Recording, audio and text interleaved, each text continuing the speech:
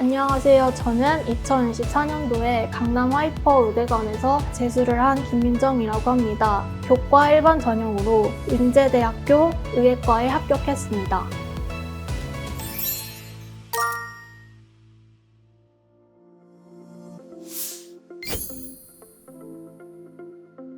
강남 하이퍼를 올해도 선택한 이유는 첫 번째로는 공부 방향에 있어서입니다.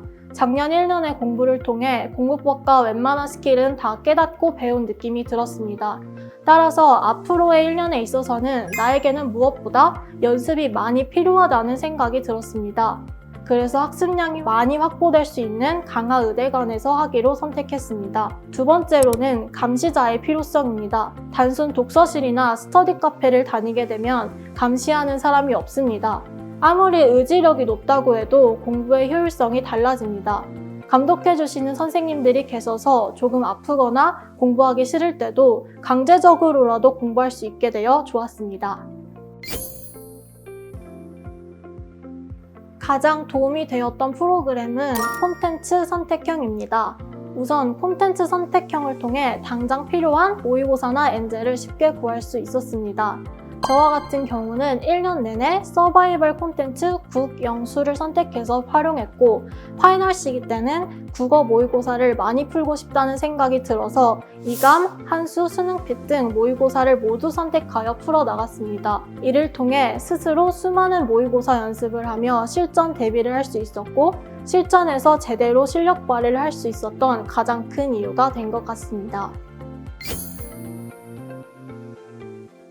매일 조금씩이라도 모든 과목을 다 하는 것입니다. 저 같은 경우 다른 과목에 비해 수학을 잘했는데 잘하는 과목의 경우 하루에 1시간씩만 투자해줘도 실력이 유지되거나 조금씩 상승됩니다.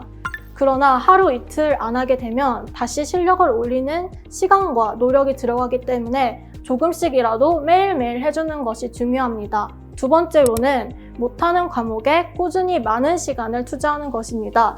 이때 많은 시간을 투자한다는 것은 단순히 시간을 때우는 것을 의미하는 것이 아닙니다.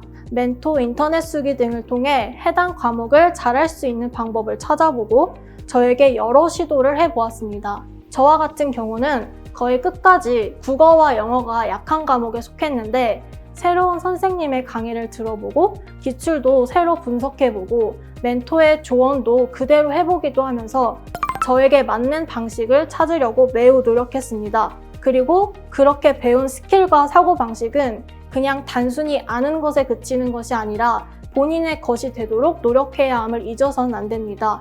수많은 반복 연습이 필요합니다.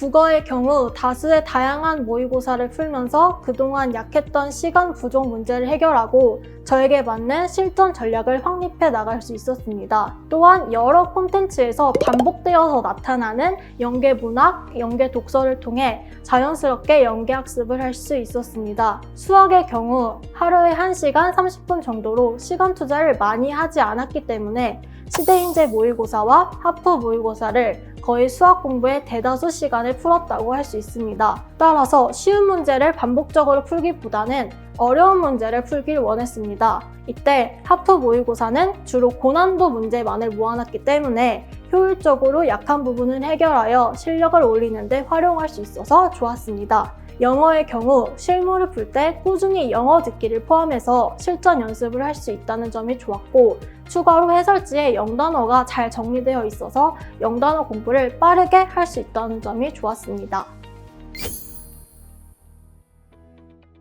저는 주 7일을 매일 학원에 나오려고 노력했습니다. 주말에는 오후 1시쯤에 학원에 나와서 조금의 보상을 해주는 식으로 일주일을 운영했습니다. 하루를 통으로 쉬게 되면 실력이 조금 다운되는 느낌이 드는데 그것을 다시 끌어올리는 데에 드는 시간이 아까워서 매일 조금씩이라도 모든 과목을 공부하려고 노력한 것 같습니다.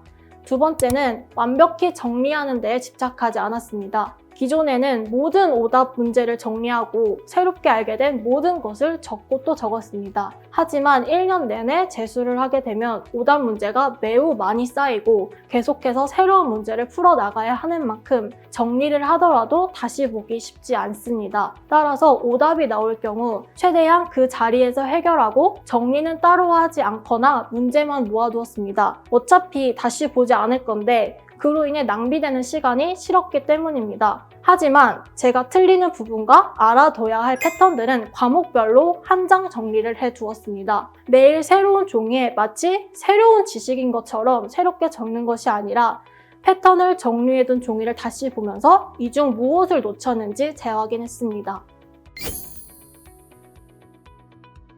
100을 원한다면 200 이상을 준비해야 한다는 것입니다. 실제로 저는 과목별로 한 문제만 틀리거나 만점을 맞자는 목표를 가지고 했기 때문에 올 1등급을 맞을 수 있었다고 생각합니다. 원서에 있어서도 마찬가지입니다. 저는 이번에 모든 최저를 다 맞추었지만 실제로 무조건 될 거라고 생각한 학교는 다 붙고 희망회로를 돌린 학교는 떨어졌습니다. 자신이 원하는 학교가 붙길 원한다면 그 학교는 자신에게 있어 무조건 붙을 학교여야 합니다. 그 학교를 가려면 필요로 하는 능력이 100이라면 자신은 200을 가지고 있어야 합니다. 그래야 겨우 시험에서는 100을 발휘하고 학종 면접 등에서도 겨우 100을 알아줍니다. 제가 인제대 면접에서 70% 이하의 성적권이었음에도 최초합을 한 것은 면접에 있어서도 200 이상을 준비했기 때문입니다. 그 무엇도 쉬이 여기지 않았고 끝까지 그 이상이 되기 위해 노력했습니다. 명심해야 합니다.